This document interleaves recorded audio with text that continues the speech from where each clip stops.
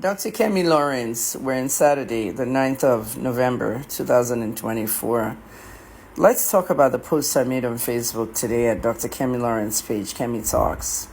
I posted at least 4 different things about Anu Adeleke, Davido's oldest child and daughter.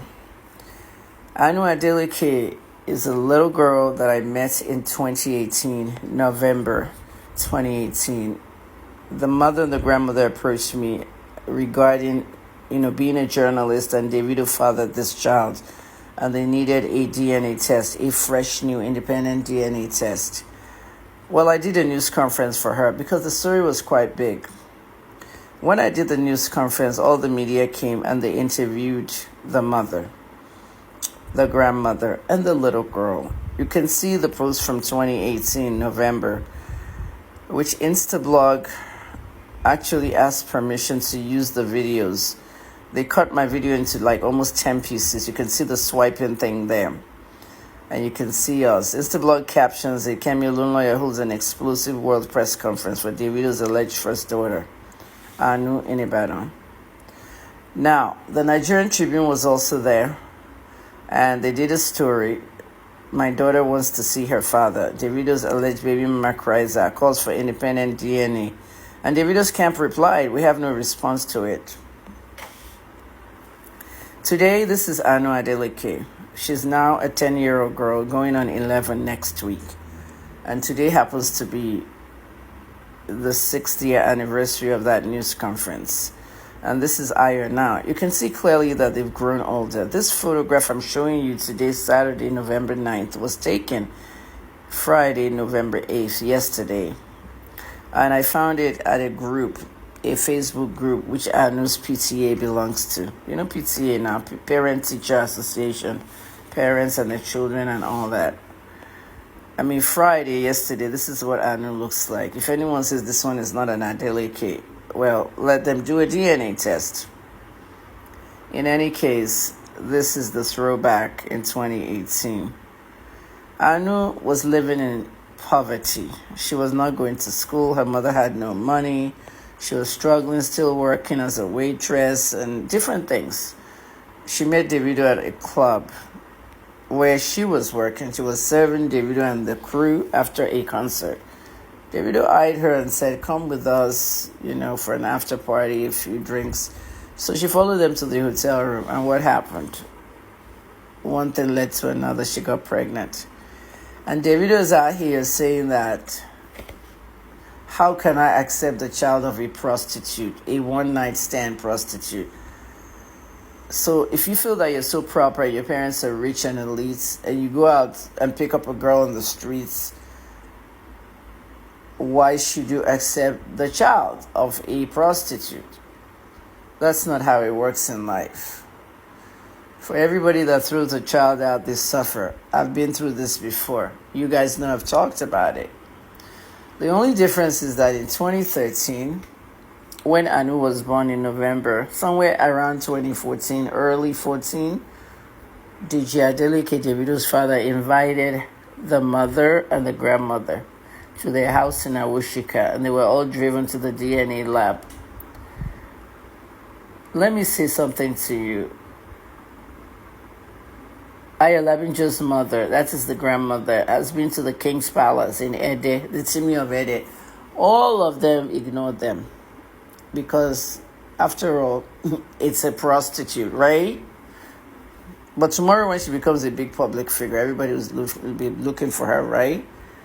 Anyway, I just caught this one in a Ghana newspaper that I read online.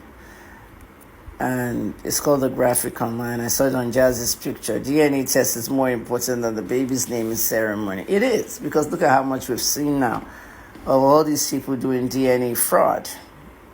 DNA is not about looks. You have to do it. So what happened with this girl's DNA? When they went to the DNA lab that Davido's father drove them to, had them driven to, that day was horrendous, I tell you. Davido brought his entire crew to the DNA test. They went in, they did the test. On their leaving, Ayo and her mother and another employee in that building reportedly saw something that was unspeakable. As they're leaving the lab to go outside in the car and start moving on back to Ibadan, the door that was cracked open, Ayo and her mother and whoever this employee was, they all noticed that Davido was handing a big fat envelope with money to the lab director. The lab director is not Nigerian, he's a foreigner, maybe Lebanese or something like that. I got a copy of that lab test. That lab does not exist anymore, but I have a copy of it. And I posted it on Facebook in 2018 when they came to ask me to help. I told you it was fake. It didn't look real. In any case, if we saw Davido handing money in an envelope, big money in a fat big envelope to the lab director, you're supposed to assume that he's bribing him to change the test. And this is something the two ladies saw and a third employee in the building, right? At the end of the day, Davido has refused to have an independent DNA test. That's why his camp was saying we have no response to it. If Davido were to do a DNA test today to swab his mouth against Ayo Labinjo's daughter, he will be the father. And the child support, he will have to pay it. That is not Davido's problem. It's not the money. They have the money. They can pay the child support. Even the child self. If it's established that she's Davido's child, she should be a U.S. citizen by birth. But what Davido does not want is she's the child of a prostitute. And this stuff is going to have very big ramifications. I don't know how to say it, or I don't want to say what I really want to say. So all of you asking on that Facebook thread about the DNA, okay? The DNA was already done, but it's fake, and they have to do a new one.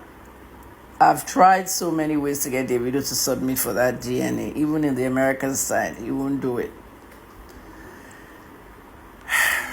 All of you have somebody that Davido looks like. Same thing, some of you have somebody that Anu looks like, or Anu's mom, or Anu's grandmother, or the late grandmother.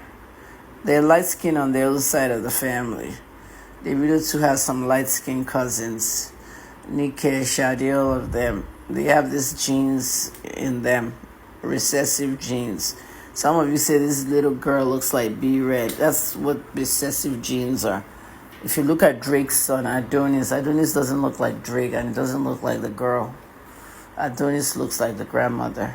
Some of you say you see Davido's father in Anu. It looks like she looks like her grandfather. She looks like, whatever the looks are. With all the recessive genes, they really need to do an independent DNA test. And that's how it works. You know what I mean? Look at my own situation now. My son is 37. The father shows up, didn't come to me, flew to America, took my son to a DNA test at 34 years old. Which normal person will go with him? My son is high functioning autistic. He went with him. Where's the DNA test so I can collect my 125,000 total back support? He won't release it. 3 years he has not given me the DNA test. You see what they're hiding? But at least Davido should do his own independently again. The ego that he has because the child is not a proper bred child. It's not too different from what he did to Larissa and Sophia. Larissa was what? A makeup artist that was making up his face during the fall video. Ended up sleeping with him. Davido abandoned her too for like 3 years or 2 years or something. Later on, Pastor Toby Adegboyega ended that one and had Davido go and do a DNA. And of course, David has accepted Larissa's child, Dawson, now. The same with Imadi. For those of you that were that young in 2013, he did not accept Imadi now. They had to do a DNA test. It's because people like Sophia had Dele Momodu within the family. And Dele is friends with Demola. So at the end of the day, this is why sometimes if you come from a powerful home, it makes a difference. But little known to all of them is that Ayo Labinjo is from a very powerful family. And when I say powerful does not always mean money. Professor Labinjo, the late Professor Labinjo, is her father. So let's just move on and just let you know. I just wanted you to know Anu will be 11 next week.